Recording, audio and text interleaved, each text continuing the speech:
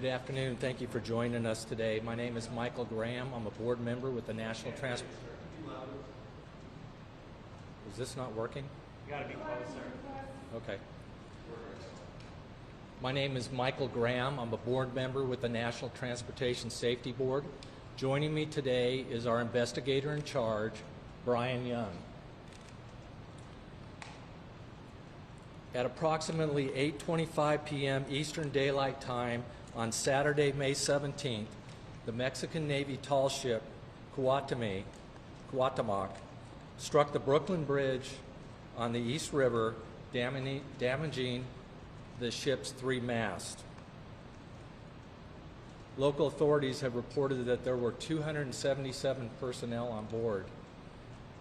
Unfortunately, we had two fatalities during the bridge strike. And before I go any further, on behalf of the NTSB, I wish to express my most sincere condolences to the families and loved ones of those who lost their lives in this terrible tragedy.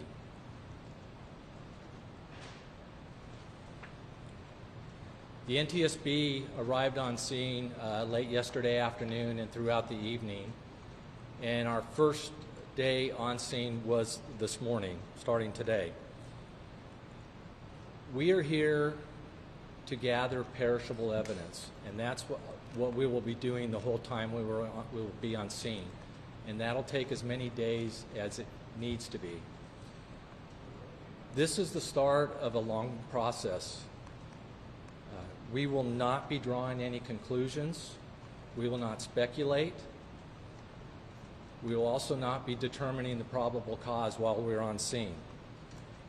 The information that I provide today, that we provide today, is preliminary and is subject to change throughout the investigation.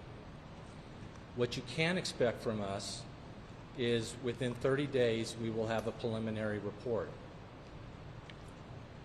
A normal full investigation, which this is for an accident, our investigations take normally between 12 months to 24 months, with one stipulation. If we see some significant safety issue during the investigative process, we could put out an urgent safety recommendation for that issue. We will be looking into three main areas while we're on scene. First being the crew and the operation of the crew, the vessel and the condition of the vessel, and finally the environment, and that includes the weather, the wind, the current, the tide, and the operating environment of that. This morning we had an organizational meeting, and we set up various teams, split up into different teams, and they are currently nautical operations, marine engineering, bridge engineering, survival factors, and recorders. We are currently working with our counterparts with the Mexican government to gain access to the ship. We are optimistic that we will have that access very soon. In the meantime, we are working to set up parties to the investigation. The U.S. Coast Guard is always a party to marine investigation. They're automatically a party. And we thank them for getting on scene very quickly. And we do appreciate all their support so far in supporting our lead in this investigation. The bridge team from our Office of Highway Safety has been working today with the New York City Department of Transportation, and they were doing a survey with the department there, and they have affirmed at this point that there is no significant structural damage to the load-bearing elements of the bridge. There is some damage on one of the travelers, which they use to access and survey the bridge at this point, but nothing structural from the bridge is an issue at this point. I will point out that the NTSB has long had an interest in bridge safety, including bridge strikes. Just 2 months ago, we released an interim investigative report about the collapse of the Key Bridge in Baltimore after it was struck by the dolly, in which we made urgent safety recommendations to numerous bridge owners. These included recommendations to calculate the risk of bridge collapse after being struck by a ship, and if that risk is over an industry threshold, to take steps to mitigate the risk. We have received comments back from the New York City Department of Transportation. We just received it. We're in the process of evaluating it, but accordingly they have reported that they have run the assessment and their threshold, their calculation is below the threshold. Sure, you bet.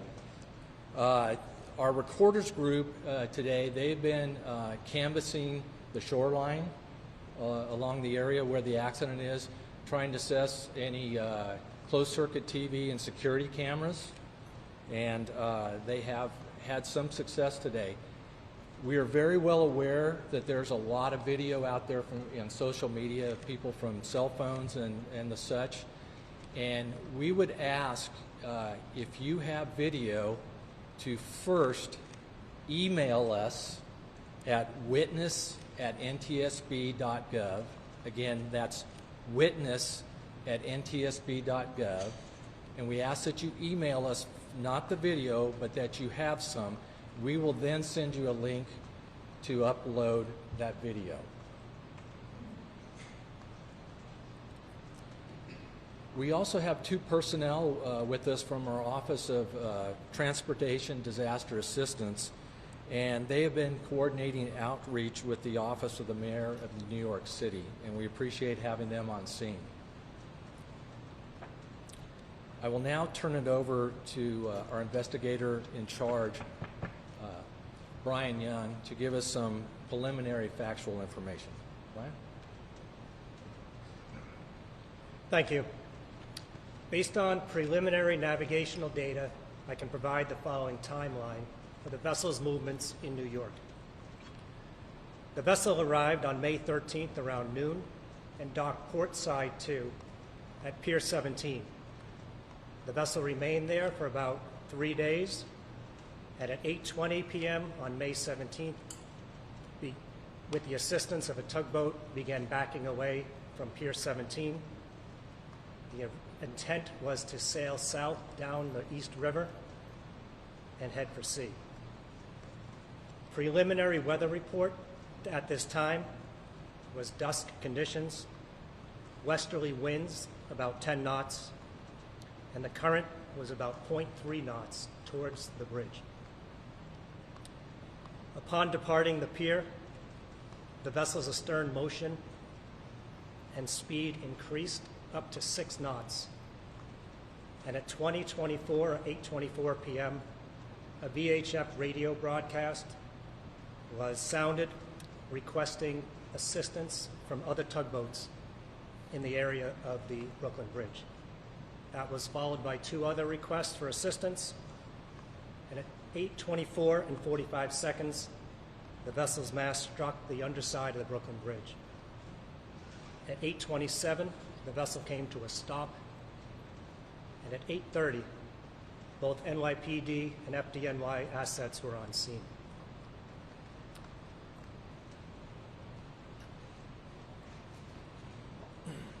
Thank you, Brian.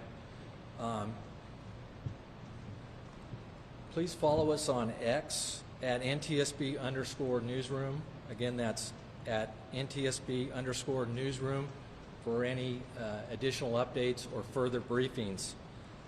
And before we get to questions, I want to thank all the first responders who were on scene, and they were on scene very quickly within 5 minutes of the bridge strike. And I'd also like to thank the ongoing coordination by the New York City Emergency Management. We appreciate all the work that they do and all the first responders. I'm going to take some questions, and before I do, I would ask that you raise your hand, and when I call on you, please state your name and affiliation, and we will do our best to restate the question for everybody in the room. First hand right there. Hi, Lauren Lusford, WABC TV.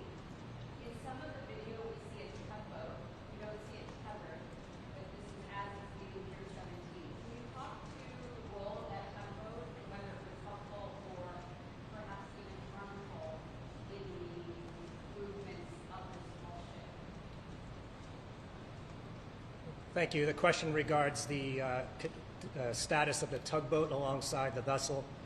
As far as we know at this time, the tugboat had assisted the vessel moving off the pier, and part of our investigation will be to look into the tugboat's policies and procedures for the operation once helping the vessel get off the pier, what its guidance would be and what its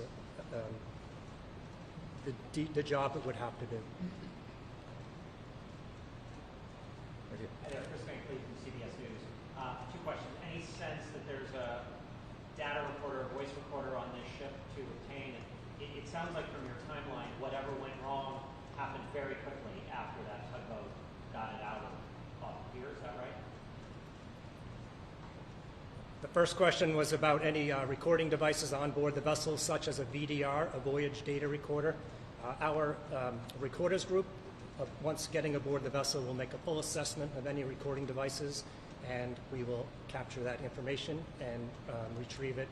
And the other question was, it was approximately 5 minutes from the time the vessel started coming astern to the time they struck the bridge. Yes.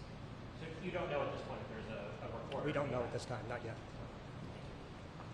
Right here. Two questions as well. Number one, why wasn't the ship towed out of the harbor towards Bay Bridge? Why did you decide to opt using a towboat? And then, as far as what you're exploring is what might have caused the ship to hit the bridge, has there been any discussion over whether this was an engine failure or anything else that might have led to this happening? Okay, I read about 3 questions in there. Would you ask the first one again? Yeah, where is it? So the first was, why was the ship towed out of the harbor towards Bay Bridge?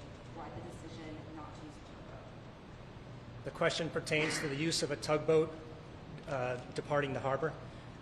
Again, we are going to be, as part of our nautical operations investigation, where we look at the procedures on what is the normal operation for a tugboat assist departing a pier and leaving the harbor. All right, thank you. And then as far as what you might be exploring as a potential cause of stuff that may have led to the bridge, has there been any sort of discussion over whether this was an engine failure or what might have led to this happening?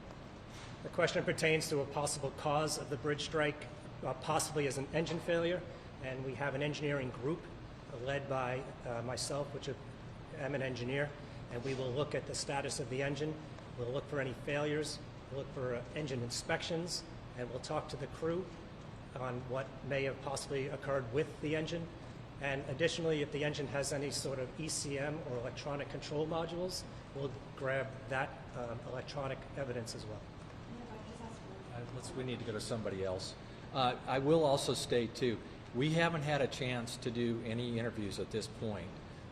We need to interview the tugboat pilot, the harbor pilot. We'd like to, the captain of the ship, and there's a lot of some other crew members we want to do, but we haven't had that chance. And again, we are not determining a probable cause, and we're not going to speculate about one because we haven't gathered enough information yet. We're just at the beginning of gathering the factual information.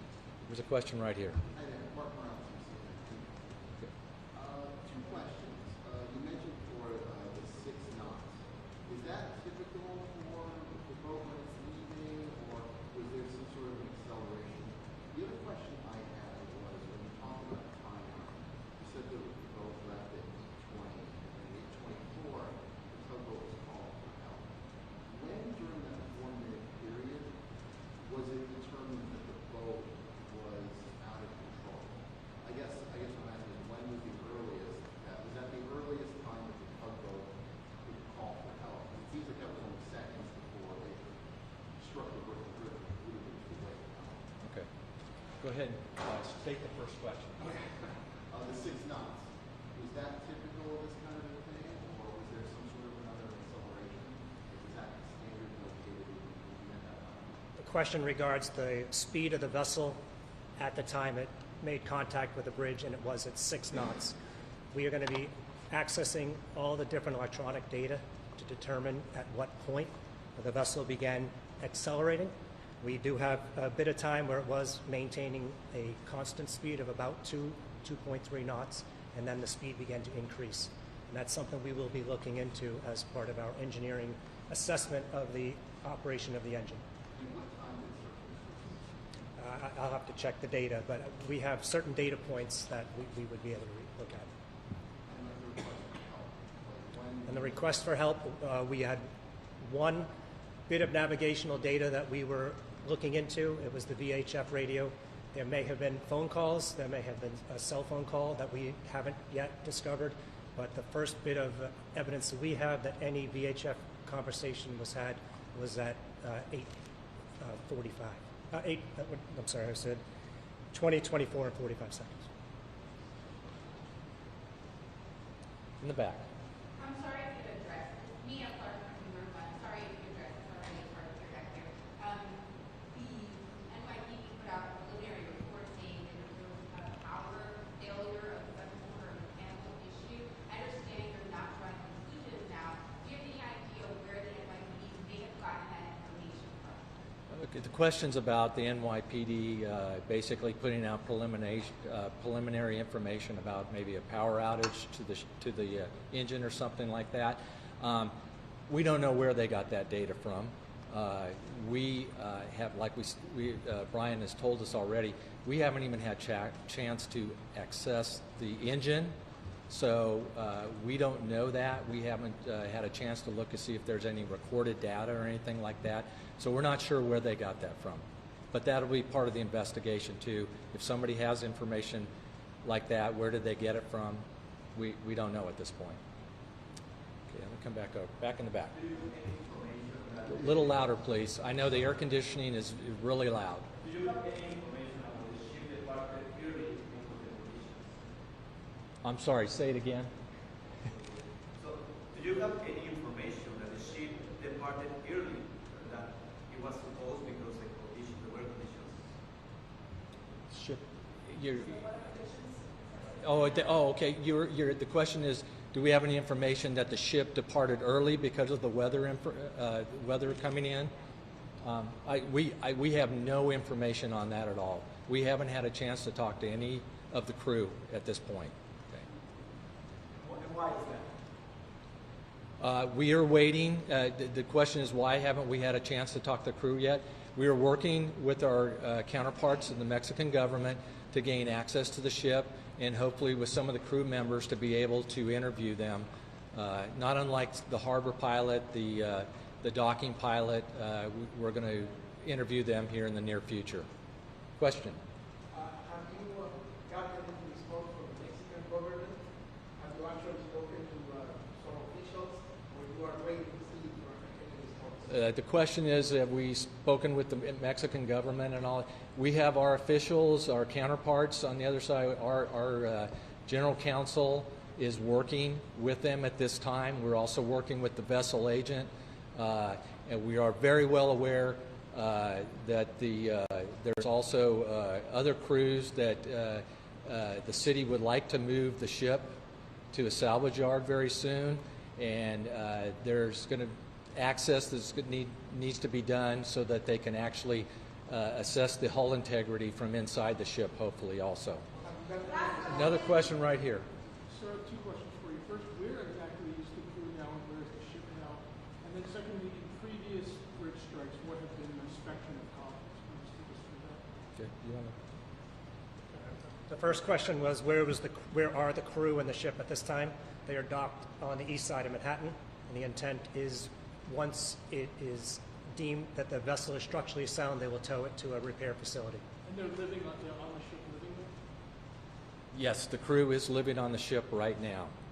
And then the second question about the spectrum of possible causes in previous bridge strikes in the U.S. Give me the whole question again. Sure. Can you just take us through the spectrum of past bridge strike causes? Okay, he's asking a question about the whole spectrum of previous bridge strikes and causes. There are multiple bridge strikes out there, and it depends on the size of the ship in many cases. The vast majority of them, looking at the statistics, have been barges.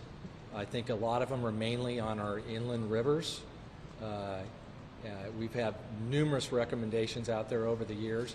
The most current one we have was from the Dolly in Baltimore, and you saw the results of that bridge strike.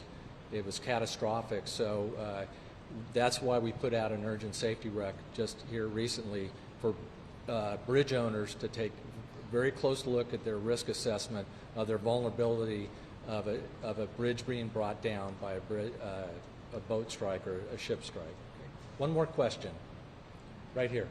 So, I want to ask about the crew. We've seen that many of them went back to Mexico. So, the folks on the ship, are those people the ones that you need to interview? And could you just go into any detail about not being able to access the ship yet? Sorry, one more. I was at the ship this morning, and I saw some folks up on the mast moving stuff around. Is that going to mess with your investigation? Okay, the question is about the number of crew. Initially, the first question, and how many of them left the ship. It has been reported that the city of New York helped approximately 179 cadets leave the country last night to go back to Mexico. And it has been reported also by the city that there are, I believe it's 94 crew members on board working. The other part of the question was about people working up in the mast earlier today. Yes, I was on scene myself on the dock. We did see some crews up there. I don't want to speculate what they're doing, but I know there is concern by everybody, especially those that are going to help move the ship to a shipyard, that we need to secure the mast up there, since some of it is broken off and it's entangled in the lines. So those are obviously going to have to be secured before the ship is moved, so that doesn't create another hazard. Okay? Thank you very much.